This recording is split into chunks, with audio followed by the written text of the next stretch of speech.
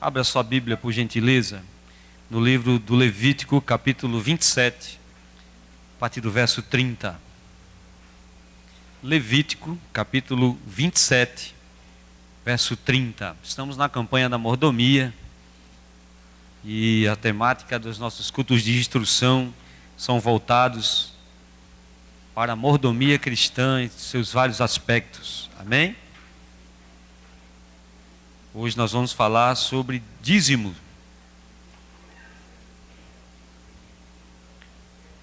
Levítico 27, 30.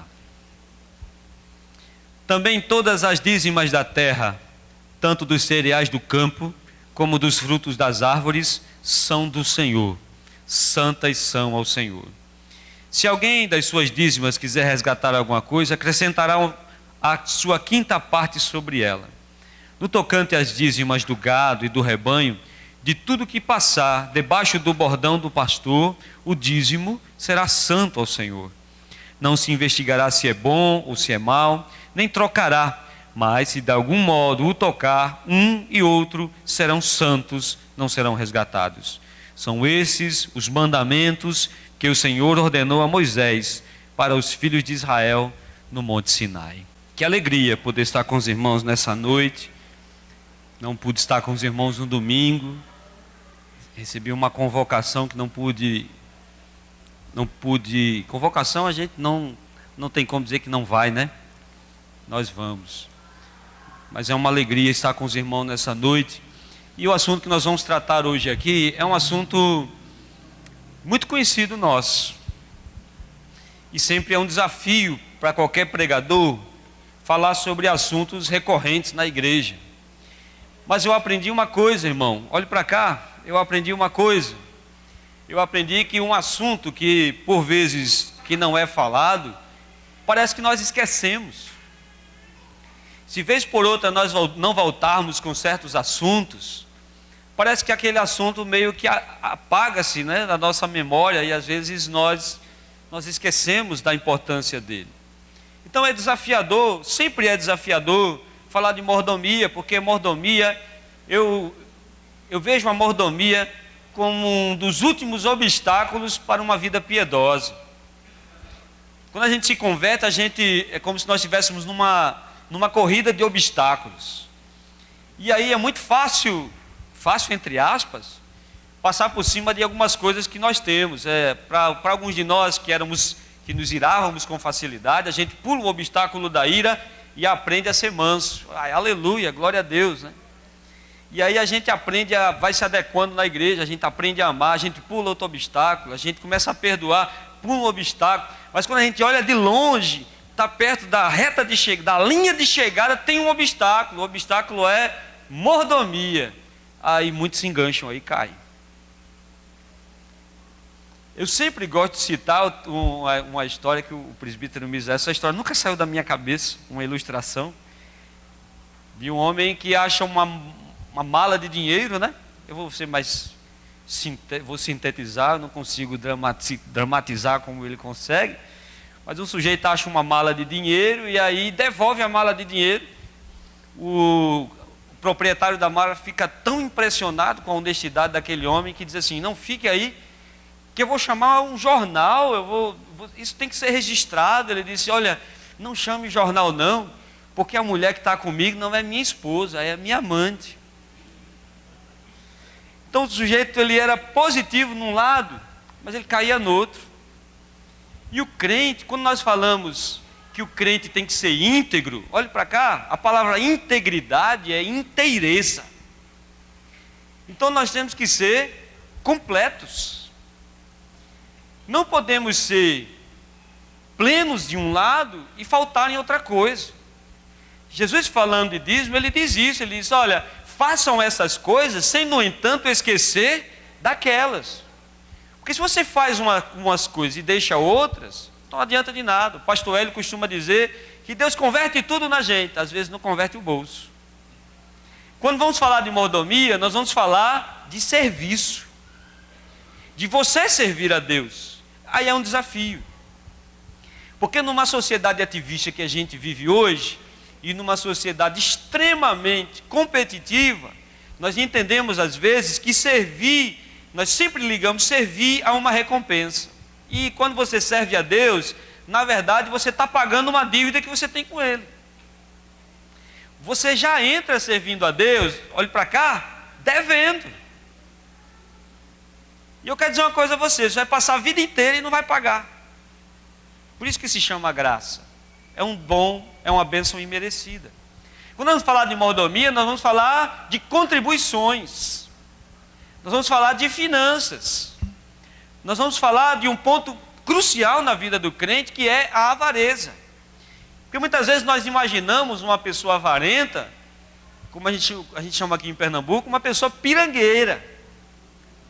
Imagina um avarento, aquele que compra um pão e reparte o pão para comer a semana inteira. O avarento é aquele que na hora que vai comer um lanche em grupo de irmãos, ele esquece a carteira ou ele vai no banheiro. Isso não é avareza, também é uma das faces da avareza. A avareza, dentro do contexto bíblico da mordomia, é a confiança no dinheiro. E aí entra uma coisa que a gente sempre fala na escola bíblica, na classe dos homens, quando eu tive o privilégio de participar com os irmãos, é que muitas vezes nós sempre olhamos o pecado na terceira pessoa. Nós sempre olhamos a avareza nos outros. Nós temos uma facilidade absurda de enxergar o pecado na vida do outro. E não entendemos muitas vezes que somos avarentos, somos idólatras, somos carnais, porque não conseguimos parar e mudar e virar o radar que está virado para a vida do irmão e virar o radar para mim mesmo, para pesar a minha conduta, para pesar como eu estou vivendo. Se eu estou vivendo, você já parou um dia e disse assim, será que eu estou verdadeiramente vivendo como um crente? Será que o meu comportamento é de crente? Você já parou para fazer essa análise? Muitos de nós não param. Muitos de nós é muito rápido em julgar, tem uma facilidade tremenda de julgar o outro. Faça um voto com Deus, faça um desafio, tente passar uma semana sem julgar ninguém. Você vai ver várias vezes na semana, eu disse que não ia falar de ninguém. Eu disse que não ia dizer nada da vida de ninguém. Faça um desafio. Hoje nós vamos falar sobre dízimo. Dízimo é um desafio, não deveria ser, mas para algumas pessoas é desafio. A Bíblia, o primeiro registro da palavra dízimo, o primeiro registro do dízimo começa lá no capítulo 14 de Gênesis, é um texto muito conhecido. No capítulo 14 de Gênesis, no versículo 18, vamos fazer essa leitura, a gente tem tempo. Minha oração é que tudo se discirna espiritualmente entre nós, amém, irmãos? Para que o diabo não encontre oportunidade de alguma forma retirar aquilo que Deus há de colocar no nosso coração. Melquisedeque, Gênesis 14, 18. Melquisedeque, rei de Salém, trouxe pão e vinho. Era sacerdote do Deus Altíssimo. Abençoou ele Abraão e disse, bendito seja Abraão pelo Deus Altíssimo, que possui os céus e a terra. E bendito seja o Deus Altíssimo, que entregou teus adversários nas tuas mãos. E de tudo lhe deu Abraão o dízimo. É interessante que na declaração de Melquisedeque, você percebe claramente o reconhecimento da soberania de Deus. O reconhecimento de que todas as coisas advêm de Deus. Que a vitória que Abraão teve sobre seus inimigos foi um presente de Deus, uma dádiva de Deus. Que mesmo que Abraão na época fosse habilidoso, fosse rápido para conseguir, para conquistar, ele só assim o fez porque Deus o concedeu. Então, esse primeiro ponto do nosso pai na fé, e aí não por acaso, porque a Bíblia nos ensina que o dízimo é um ato de fé, e o nosso pai na fé, ele inicia esse processo de devolução do dízimo no sentido de gratidão a Deus. Ele nesse ponto aqui, ele está agradecendo a Deus por uma vitória que Deus concedeu a ele no campo de batalha. E não por acaso, também há um sentido simbólico aí, O dízimo começa com Abraão, e você vai ver no decorrer da jornada bíblica, o dízimo aparecendo pontualmente na história dos grandes heróis das Escrituras. Até chegar na lei, quando a Bíblia diz que Deus retira o povo do Egito, o povo que durante um bom tempo viveu escravo no Egito, e agora esse povo começa a receber as leis de Deus, para que esse povo pudesse viver em sociedade e também agradasse a Deus. Israel vivia uma teocracia. Teocracia é quando Deus ele é o rei daquele povo, e Deus levanta juízes humanos para julgar aquilo que ele determinar. Então Israel vivia uma teocracia, e Deus dita normas a Israel, Deus dá as leis a Israel, para que Israel possa viver em sociedade. Imagine escravos, que escravos não tinham essa conotação de serem até seres humanos. Há registros históricos, por exemplo, dos romanos, que tratavam os escravos como objetos. Poderia-se, por exemplo, o senhor do escravo matar o escravo dentro da sua casa, porque ele era uma propriedade sua. Ele era como se fosse um animal. Aquela coisa bonitinha que a televisão mostra, que os egípcios entravam no acampamento dos israelenses, e ali era aquela alegria, comungavam, jantavam juntos. Tire isso da sua cabeça. Os egípcios tratavam os judeus como animais. Tanto é que quando Moisés vai tentar tirar o povo, eles fazem com que se trabalhe dobrado. Então, quando Deus tira esse povo, Ele institui leis.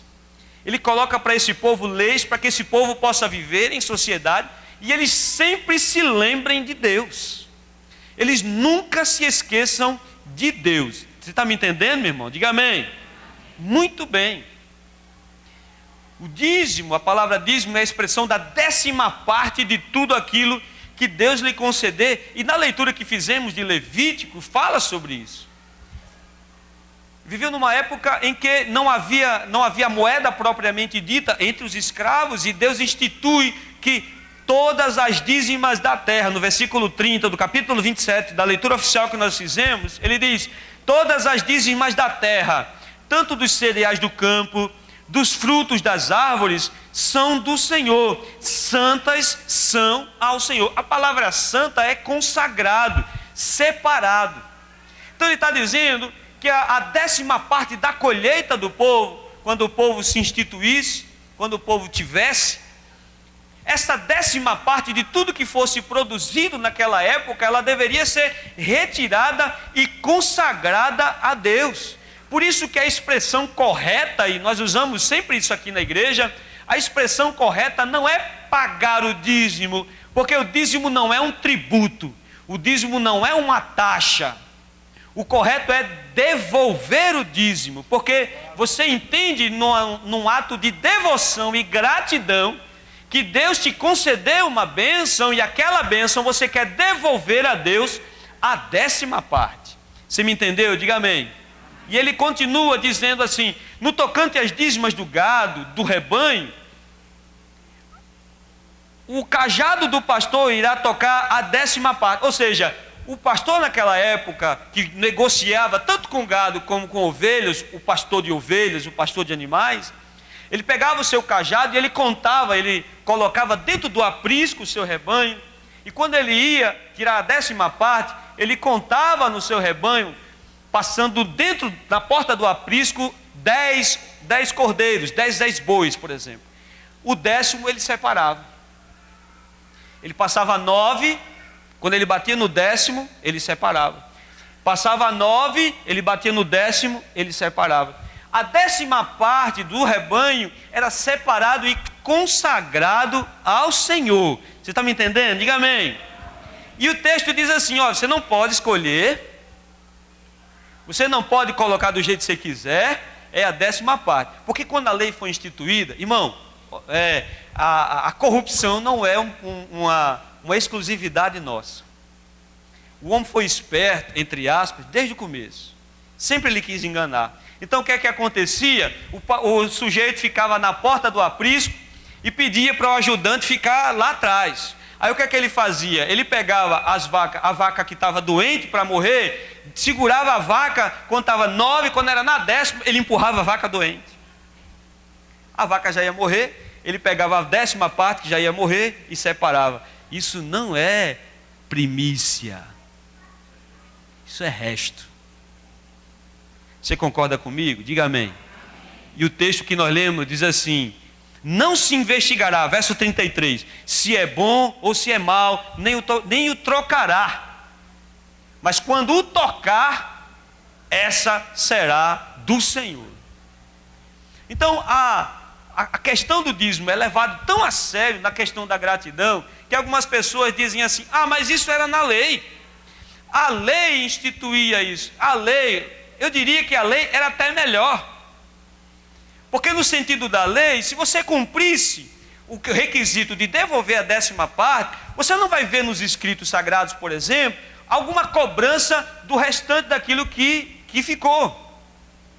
Mas se você for ver os escritos do Novo Testamento, você vai perceber que há uma abrangência no sentido da mordomia, de essência. E agora não é somente se cumprir a lei, mas também a intenção de se cumprir o que Deus determinou. Então, se você devolver o dízimo de forma forçada, o apóstolo Paulo diz que Deus ama quem dá com alegria.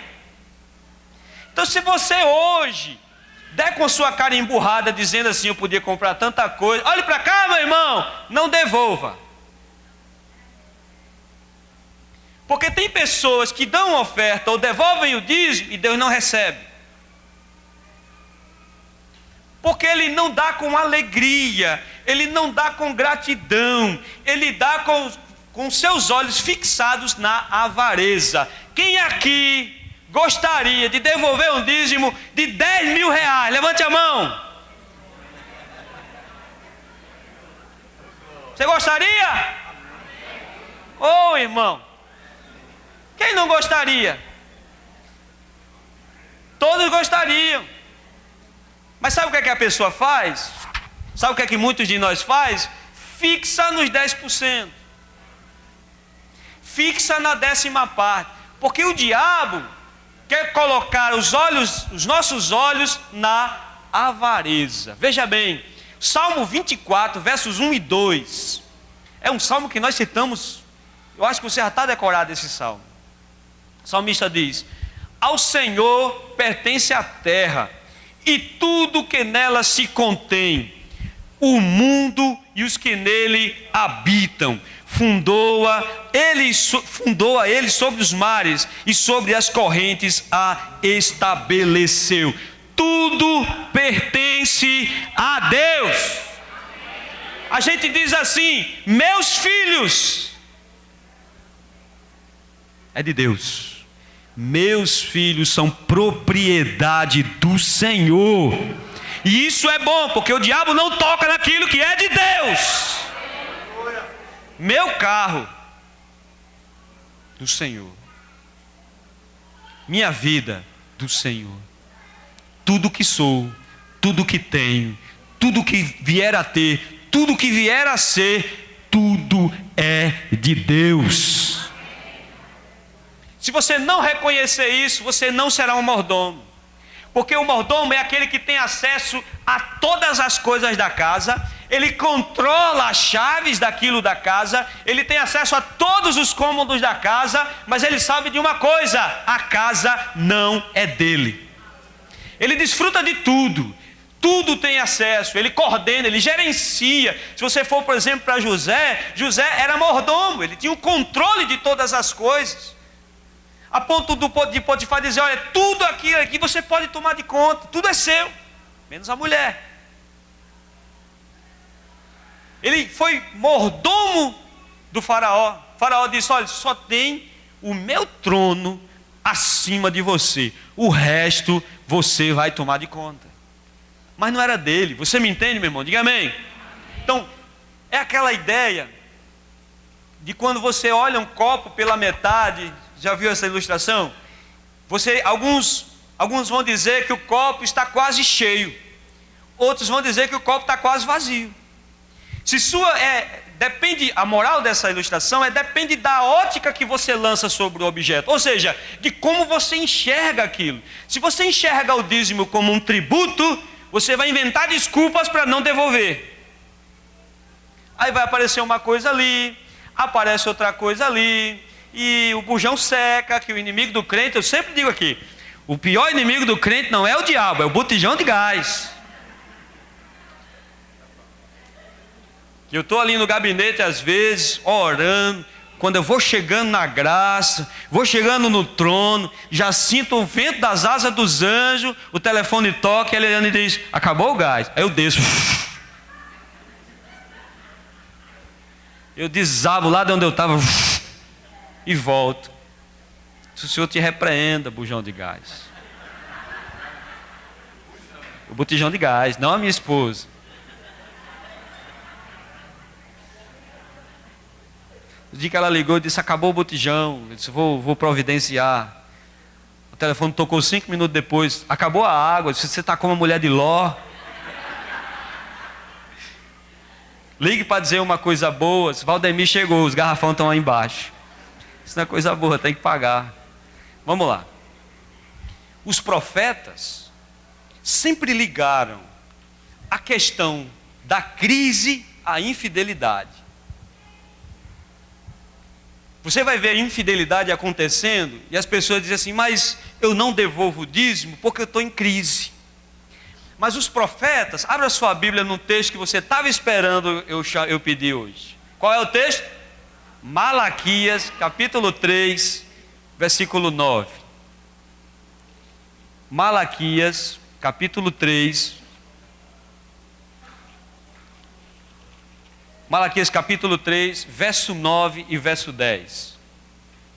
Com maldição sois amaldiçoados, porque a mim me roubais a nação toda. Trazei todos os dízimos à casa do tesouro, para que haja mantimento na minha casa, e provai-me nisso. Olhe para cá, me prove nisso. Traga, ele está dizendo, não sou eu não estou inventando história, eu não estou dizendo que você tem que vender sua casa e colocar aí, eu não estou dizendo que se você tem um Fusca, vender e botar aí, você vai ganhar uma Ferrari, eu não estou dizendo que se você pegar o seu primeiro salário e colocar aí, amanhã você vai ser o gerente, não, isso é heresia. Eu estou dizendo a você que o texto sagrado diz, devolva o que é de Deus, e ele diz, e me prove. Me provar não é desafiar Deus, não, ninguém desafia Deus, ninguém, e Deus não é obrigado a fazer absolutamente nada. Mas ele disse, faça isso. Quando ele diz, provai-me nisso, ele está dizendo que a bênção virá, não porque ele é obrigado a dar, mas porque um coração grato contribuiu, um coração grato devolveu. E o versículo 9 ele diz, com maldição sois amaldiçoados. A maldição não é algo físico, a maldição não é algo que você vê como uma sombra que vem vindo. A maldição acontece com pequenos detalhes que às vezes você não enxerga.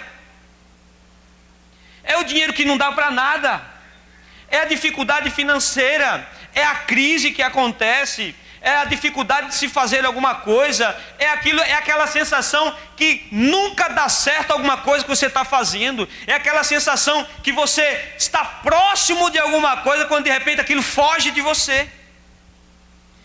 É parecido com aquelas pegadinhas que o cara amarra uma nota de 100 numa linha e quando você vai chegando ele puxa a linha. Você vai se aproximando, já teve essa sensação de estar se aproximando de uma bênção, de algo que vai se concretizar e de repente se posterga lá para frente.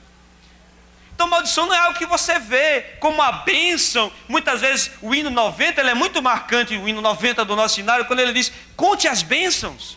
Porque nós não conseguimos, nós não contamos às vezes. Nós às vezes passamos desapercebidos diante de tanta coisa que Deus está fazendo.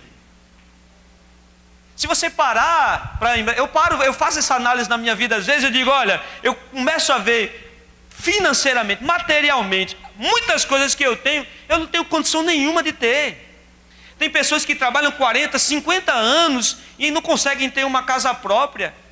Com 5 anos de casado, Deus me deu minha casa própria. Eu olho para trás e digo assim, foi, não foi, foi a mão de Deus que me entregou. Deus me deu, meu irmão. Você me entende, meu irmão? A sua saúde, a minha saúde. O fato de você estar aqui hoje, olhe para cá, o fato de você estar respirando, o fato de você estar em pé, o fato de você ir para onde você quiser ir, andar para onde você quiser andar, fazer o que você quiser fazer, isso é dádiva de Deus. É dádiva de Deus. Muitos não têm essa oportunidade que nós estamos tendo de estar aqui hoje. Muitos estão hoje, meus irmãos, chorando naqueles velórios do cemitério de Santo Amaro, porque foi ceifada a vida, porque vive num ambiente criminoso, violento e de drogas. E o Senhor tem preservado a sua alma. Oh Senhor, abre nossos olhos para enxergar as bênçãos que o Senhor tem derramado na nossa vida. Não é só material. Pastor, eu não sou rico. O sábio disse, Senhor, eu não quero ser nem rico nem pobre. O sábio disse, não me dá riqueza, mas não me dá pobreza. Eu só quero viver com aquilo que o Senhor me dá para eu poder viver tranquilamente. Amém, meu irmão? Aleluia. Doce é o sono do trabalhador, disse o sábio. Você termina seu expedientezinho, vai para casa, repousa, que é uma maravilha. Dorme tanto às vezes que nem vem por conta de doutrina. Isso é dádiva de Deus. Amém, meu irmão? Abra lá em Ageu.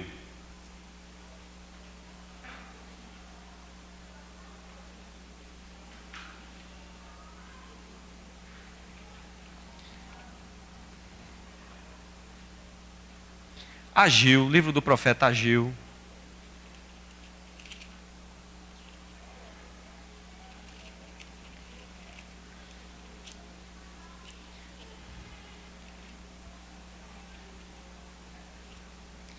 Ageu capítulo de número 1, verso 1. Não, verso 3. Não, verso 2, perdão, verso 2. Amém? Assim fala o Senhor dos Exércitos. Este povo diz, não vê ainda o tempo em que a casa do Senhor deve ser edificada. Veio, pois, a palavra do Senhor por intermédio do profeta Ageu, dizendo, acaso é tempo de habitardes vós em casas apaineladas, enquanto esta casa permanece em ruínas? Ora, pois, assim diz o Senhor dos Exércitos. Olhe, preste atenção. Considerai o vosso passado. Tendes semeado muito e recolhido pouco. Comeis, mas não chega para fartar-vos. Bebeis, mas não dá para saciar-vos. Vestivos, mas ninguém se aquece. O que recebe salário, recebe-o para pô-lo no saquetel furado. Assim diz o Senhor dos Exércitos: considerai o vosso passado. Subiu ao monte, trazei madeira, edificai a casa, dela me alegrarei, me agradarei e serei glorificado, diz o Senhor. Esperastes muito, e eis que veio a ser pouco. E esse pouco, quando trouxeste para casa, eu com um sopro o dissipei. Por quê? Diz o Senhor dos Exércitos, porque da minha casa, que permanece em ruína, ao passo que a cada um de vós corre para a sua própria casa. Por isso os céus sobre vós retêm o orvalho, e a terra os seus frutos. Vi a seca sobre a terra, e sobre os montes, sobre o cereal, sobre o vinho, sobre o azeite, e sobre o que a terra produz, como também sobre os homens, sobre os animais e sobre todo o trabalho das mãos. Você entendeu? Eu preciso explicar, irmão. Isso não é invenção. Os profetas no Antigo Testamento destacam claramente que há uma ligação clara entre crise e infidelidade, entre dificuldade e infidelidade. Porque não se trata somente do ato financeiro, se trata também do desapego. Porque quem contribui, exercita a piedade no sentido de afastar-se da avareza, porque a mordomia é a materialização da sua fé. São os frutos que Tiago fala, quando Tiago diz, você tem fé e não tem obras. Mostre-me a sua fé sem obras, e eu vou mostrar a você a minha fé pelas obras. Ó, você diz, você crê na providência de Deus? Quem crê na providência de Deus? Coisa linda. Quando você não devolve o dízimo, quando o dinheiro está curto, você não devolve o dízimo, e você segura ali, eita, se eu tirar isso aqui vai ser difícil, não vai dar para comprar isso, não vai dar para comprar aquilo, e você diz assim, esse mês não vai dar, esse mês não deu, próximo mês eu dou em dobro. Será que isso funciona? Funciona isso? Não, porque não é tributo. Eu fiquei horrorizado um dia, quando o irmão disse assim, quando o irmão disse, olha, pastor, faz 6 meses que fulano não devolve o dízimo. Mas assim, o meu pastor me liberou dos 6 meses. Porque ele negociou com Deus. Eu parei, disse, me belisque para ver se eu estou escutando isso mesmo dentro de uma igreja evangélica. O pastor disse que perdoou porque negociou com Deus. Isso foi. Muito bem. Vou lá ter uma reunião com ele para saber como é que se faz isso. Se dízimo não é tributo, ele não acumula. Mas naquele mês que você não devolveu, olhe para cá, você foi ingrato. Você não confiou na soberania e na providência de Deus. Você confiou naquilo que está na sua mão. E se você confia naquilo que está na sua mão, o que é que você é? Avarento. E Paulo diz que o avarento, ele é o quê? Idólatra. Porque o idólatra confia mais naquilo que está na mão do que na providência de Deus. Ergue as mãos e diz, eu confio em ti.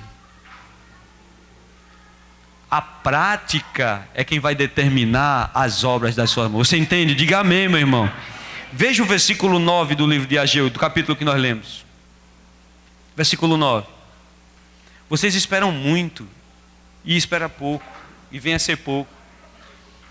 E esse pouco, quando trouxeste para casa, irmão, eu, com um assopro, quem é que está falando isso? Quem é que está falando isso? Então não adianta, Senhor, repreenda o devorador. Vou chamar as irmã fulana, irmã ficrana, irmã beltrana. São irmã de fogo. Vai botar esse demônio para correr daqui hoje. Não vai sair não. Porque o demônio está no bolso. O ídolo está no bolso. Você está me entendendo, meu irmão? Diga amém.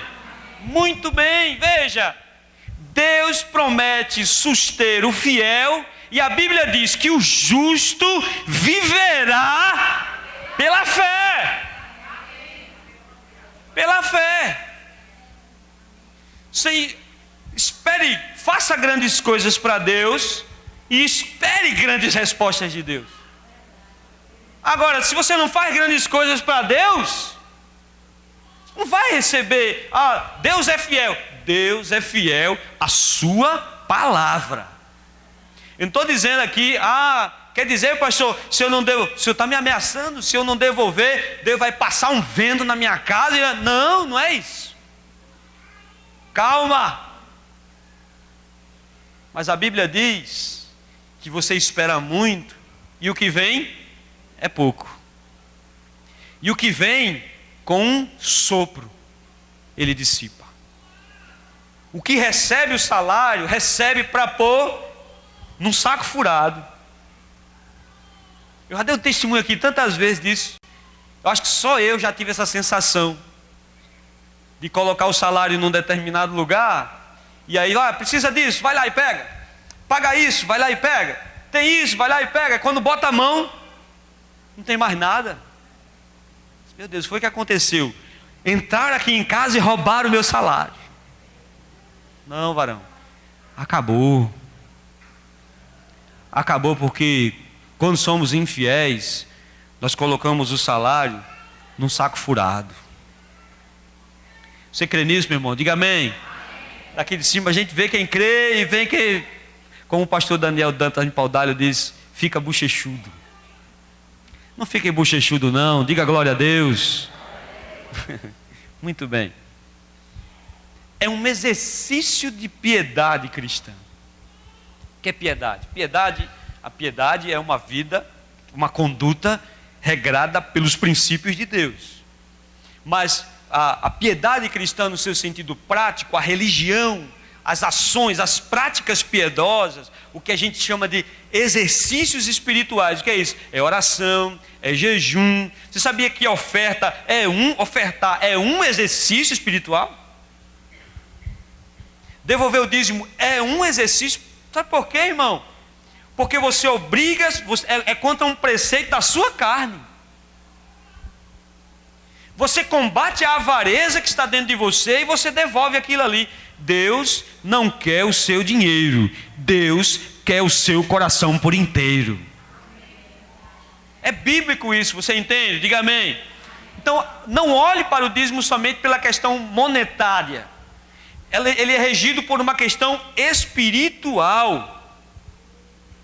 Os que não querem fazê-lo, ou seja, os que não querem contribuir, eles inventam desculpas para não contribuir. Existe até um levante teológico de defensores dizendo: não, o dízimo passou, o dízimo não precisa, não, isso aí é coisa de neopentecostal, nem tanto ao mar, nem tanto à praia.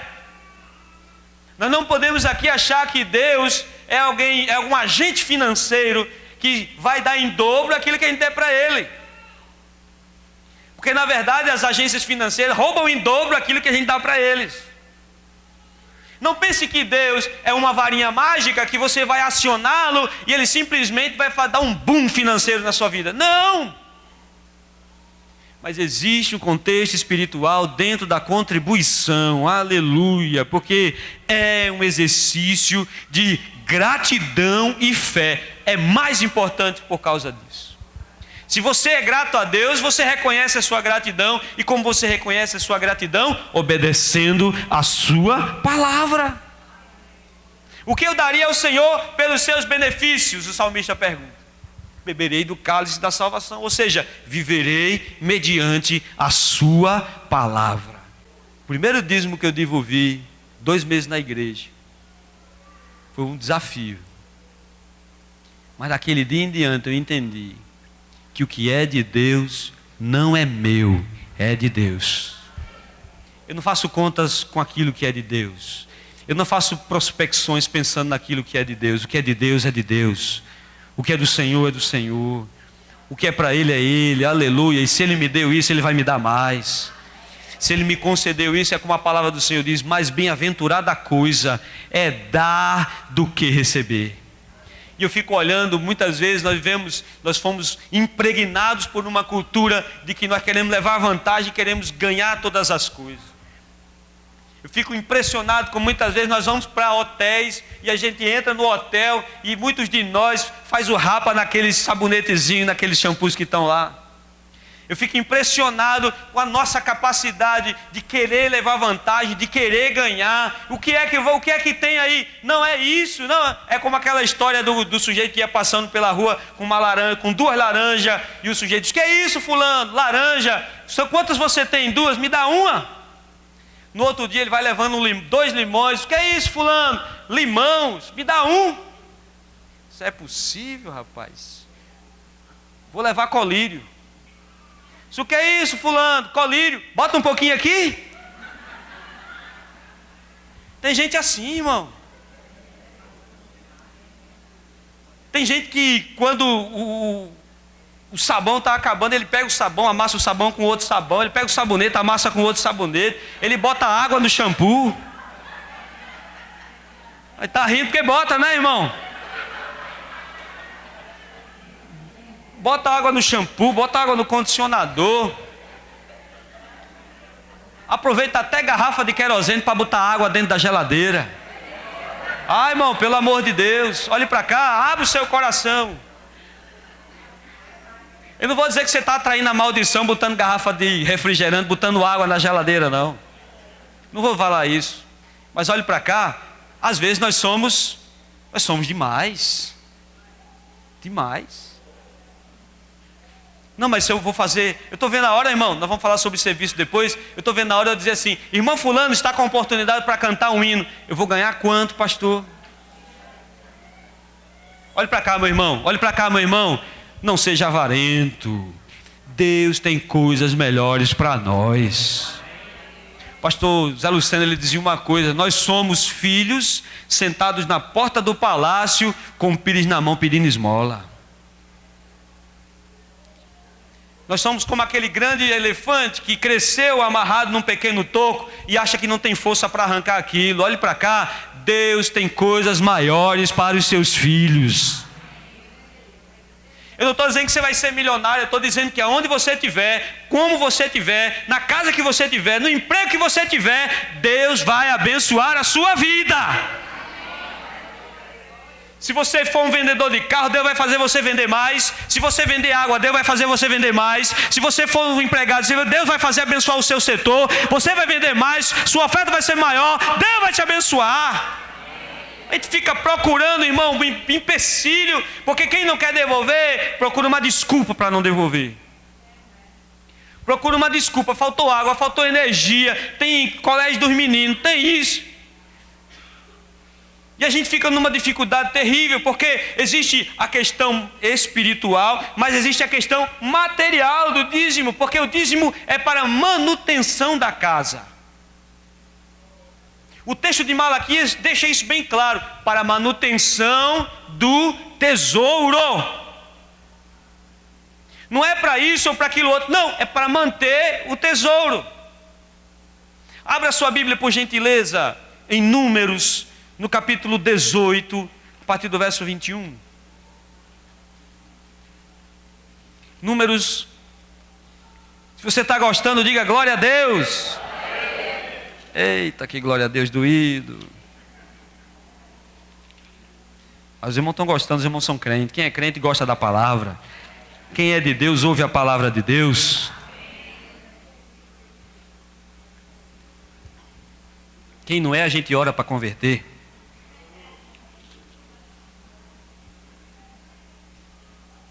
Achou? Números 18, 21. Aos filhos de Levi dei todos os dízimos em Israel por herança, pelo serviço que prestam, serviço da tenda da congregação. Quem eram os filhos de Levi? Eram da tribo de Levi. As tribos foram separadas, cada uma das tribos recebeu um pedaço de terra para fazer, para cultivar, para criar animais. Mas Deus disse: olhe para cá, a tribo de Levi não vai receber parte nenhuma. Os levitas não são aqueles que tocam, como algumas igrejas dizem, fulano é levita. Não, fulano não é levita. Os levitas era a tribo que tomava conta do santuário, fazia os serviços no santuário, na tenda da congregação, que era o templo da época. Então Deus diz: olha, os dízimos das outras tribos eu darei à tribo de Levi. A tribo de Levi será mantida pelas outras tribos. Vamos continuar? Nunca mais os filhos de Israel se chegarão à tenda da congregação, para que não levem sobre si o pecado e morram. Mas os levitas farão o serviço da tenda da congregação e responderão por suas faltas. Estatuto perpétuo é este para todas as vossas gerações. E não terão eles nenhuma herança no meio dos filhos de Israel. Porque os dízimos dos filhos de Israel, que apresentam ao Senhor em oferta, dei-os por herança aos levitas. Porquanto eu lhes disse: no meio dos filhos de Israel, nenhuma herança tereis. Ou seja, os levitas não poderiam trabalhar. Os levitas seriam custeados, mantidos pelas outras tribos. Está me entendendo? Diga amém. A obrigação deles era o templo, era o santuário. Eles tinham que prestar contas daquilo. Estatuto perpétuo, diz a palavra do Senhor. E aconteceu, se não me falha a memória, em Ageu, se não me falha a memória, na época de Ageu, Flávio Josefo, se não me falha a memória, Flávio Josefo diz que os levitas, o povo não estava contribuindo. O que foi que aconteceu? Os levitas abandonaram o serviço e foram trabalhar. Israel ficou sem oficiar as festas sagradas, porque os levitas não tinham como tomar conta da tenda da congregação, porque eles estavam passando fome. Os levitas, repito, são os mantenedores. Aí você diz assim: mas pastor, então o senhor está dizendo, o senhor está me trazendo só do Antigo Testamento, isso é conversa, isso já passou. Embora que a Bíblia tenha dito aqui no texto que é estatuto perpétuo, vamos para 1 Timóteo capítulo 5. 1 Timóteo capítulo 5, verso 17. Está na sua Bíblia aí, irmão. Escute: devem ser considerados merecedores de dobrados honorários os presbíteros que presidirem bem, com especialidade os que se afadigam na palavra e no ensino, pois a Escritura declara: não amordaces o boi quando pisa o trigo, e ainda o trabalhador é digno do seu salário. A palavra presbítero é episcopo no original grego. Pode ser transliterado bispo, pode ser transliterado presbítero, pode ser transliterado pastor. São aqueles que presidem. Ele diz que sejam remunerados, que sejam considerados merecedores. Então, qual é o sistema hoje no sentido material? Olhe para cá. Olhe para cá. Quando Malaquias diz que tem que haver a contribuição para a manutenção do tesouro, significa que quando nós trazemos os nossos dízimos, e o sacerdote, o pastor, hoje, ele traz o dízimo dos dízimos, que é o seu dízimo, ele traz para manutenção do tesouro, para que haja manutenção na casa. Agora olhe para cá. Nós temos uma dificuldade histórica no nosso campo, pelo menos histórica desde 2009, foi o período que eu respondo pelo campo de Água Fria. O mês de fevereiro é um dos meses em que nós fazemos malabarismos para nós pagarmos as contas da igreja. E a gente fica assim: mas fevereiro é porque é um mês curto, né? Não é, irmão? Amém? Ô, irmão, diga amém com vontade. Amém. Muito bem. Mas um mês curto. Aí eu conversando, o presbítero Cláudio, conversando um dia, disse: pastor, mas veja bem, é um mês mais curto, as ofertas podem cair, mas os dízimos têm que se manter. Você concorda comigo? Mas não mantém. A gente já chegou aqui, Rafael, a termos uma queda de um mês para outro de 10 mil reais. De um mês para outro. Aí aconteceu algo interessante comigo quando eu trabalhava no colégio. Eu me amarrei para devolver o dízimo. Esse mês não dá. Senhor, tu sabes. Aí Deus fala ao coração: tudo bem, meu filho. Não é Deus falando, não é a carne. Tudo bem, meu filho. Oh, Deus, obrigado, Senhor. Isso é muito compreensível, obrigado. É a carne falando. E aí eu não fiz. Mas foi bênção naquele mês. Acredita, irmão? A irmã esqueceu de descontar um valor que eu tinha pedido.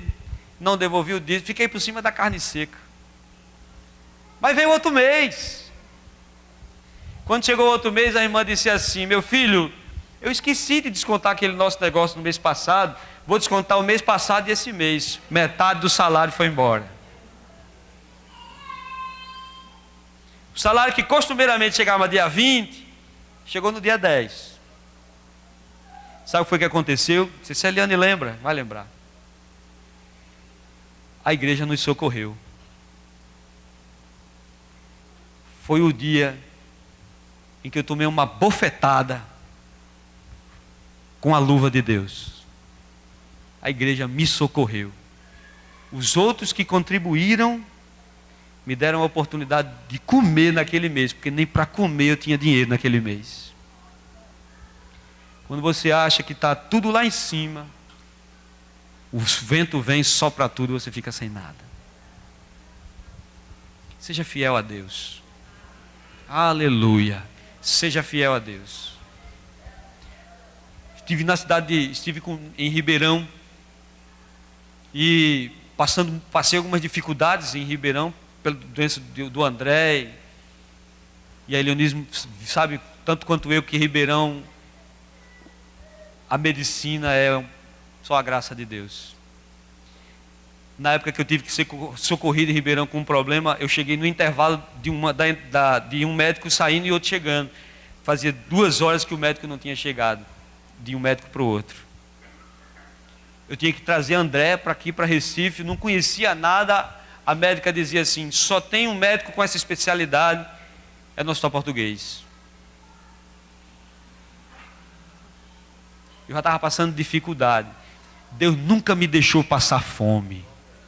Aleluia, eu louvo a Deus por isso. Eu ergo a minha mão para o céu. Deus nunca me deixou passar fome, mas eu passei privações.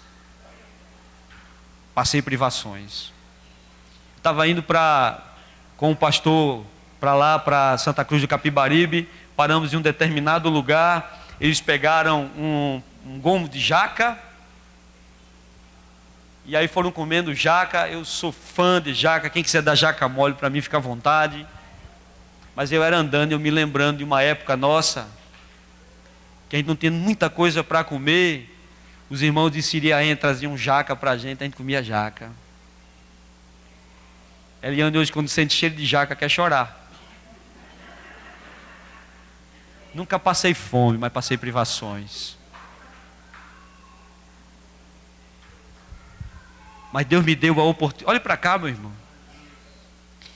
E hoje eu olho para trás e digo, sempre que eu vinha para Recife, o meu filho era tratado com uma médica particular e ele tinha que fazer um exame no Hospital Português. Me diga, como é que o senhor pagava isso, pastor? Não sei. Mas Deus permitia que isso acontecesse sempre, sempre, sempre. Quando eu estive com ele internado na cidade de Mossoró, no hospital público, nós passamos a noite inteira lá, eu não via resultado. Eu peguei o pequeno André naquela época, com uma pneumonia grave, e com um rotavírus que estava tirando a vida dele. Eu levei para um hospital particular. A médica disse, a recepcionista disse, vai dar 5 dias, cada dia R$1.000. E o senhor tem que dar um calção. Você sabe o que é calção, meu irmão? Só quem passou por essa tribulação sabe que palavra é essa. O que é que o senhor vai fazer? Nós não garantimos a integridade dele. Se o senhor tirar ele, nós não garantimos a integridade dele até a calçada. Ele pode não viver. Deixa ele aí. Assinei lá um troço.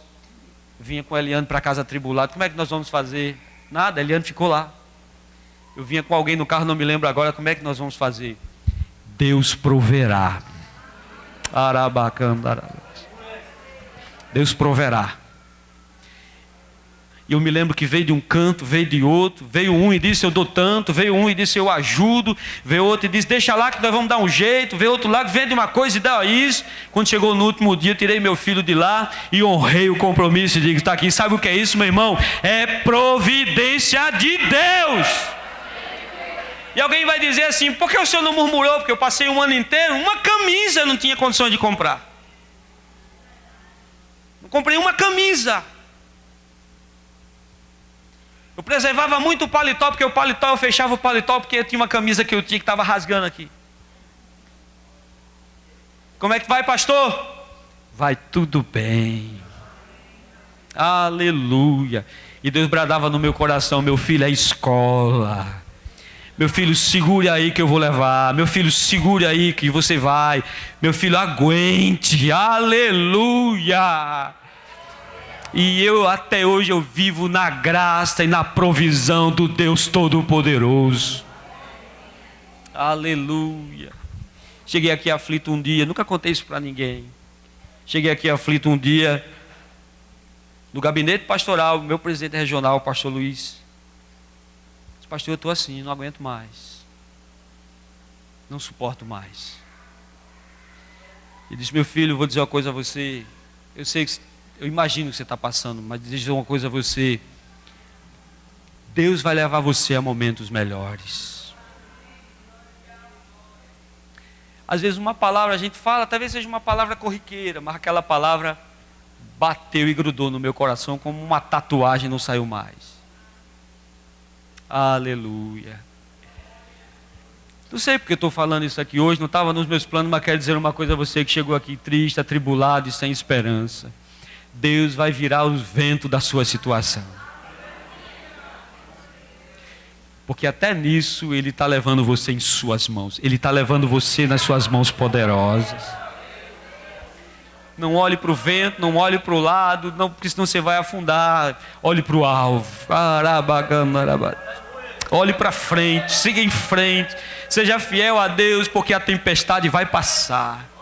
A tribulação vai acabar. E do outro lado você vai reconhecer que o Senhor é soberano.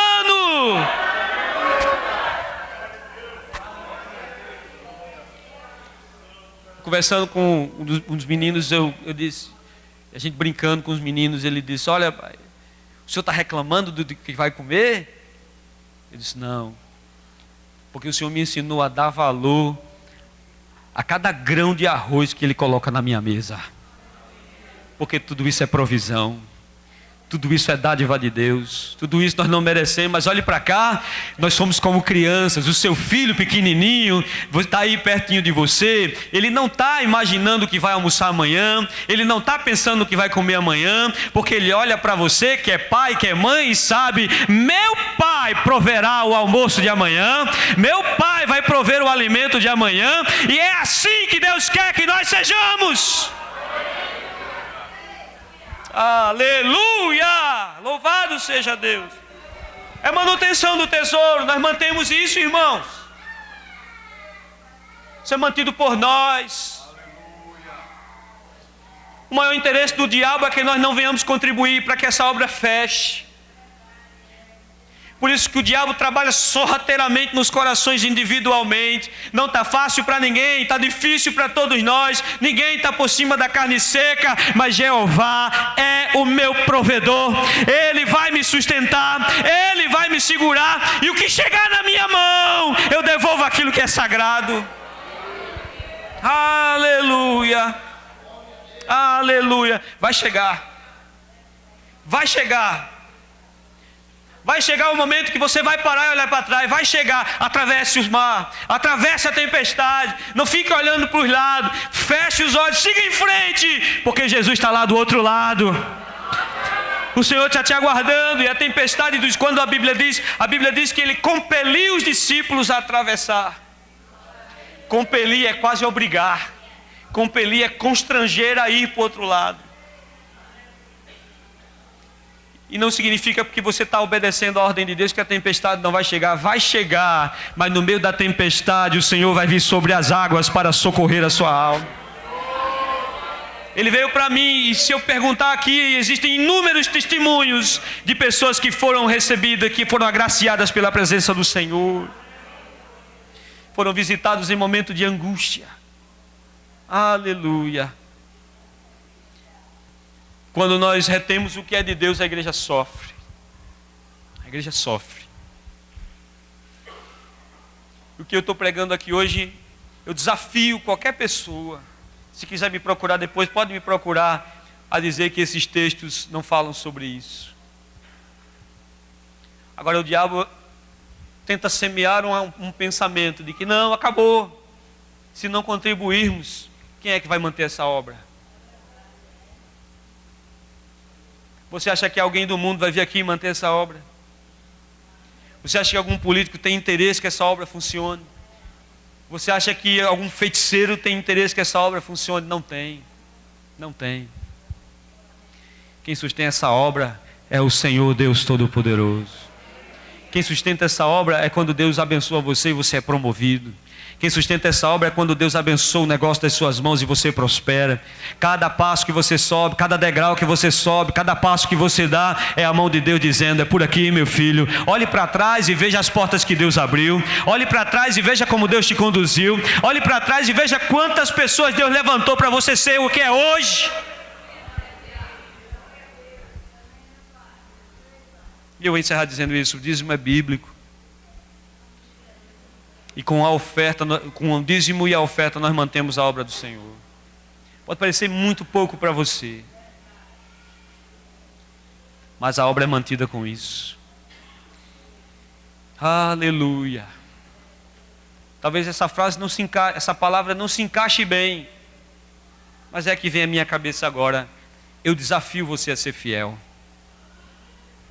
Pastor, eu estou desempregado. Eu desafio você a pegar seu envelope de dízimo em branco e dizer: Senhor, não devolvi esse mês, mas eu vou levar, porque próximo mês eu estarei empregado. Temos que usar a fé. O justo viverá pela fé. Temos que dar de loucos, às vezes, sair na contramão do mundo e fazer porque Deus nos mandou fazer.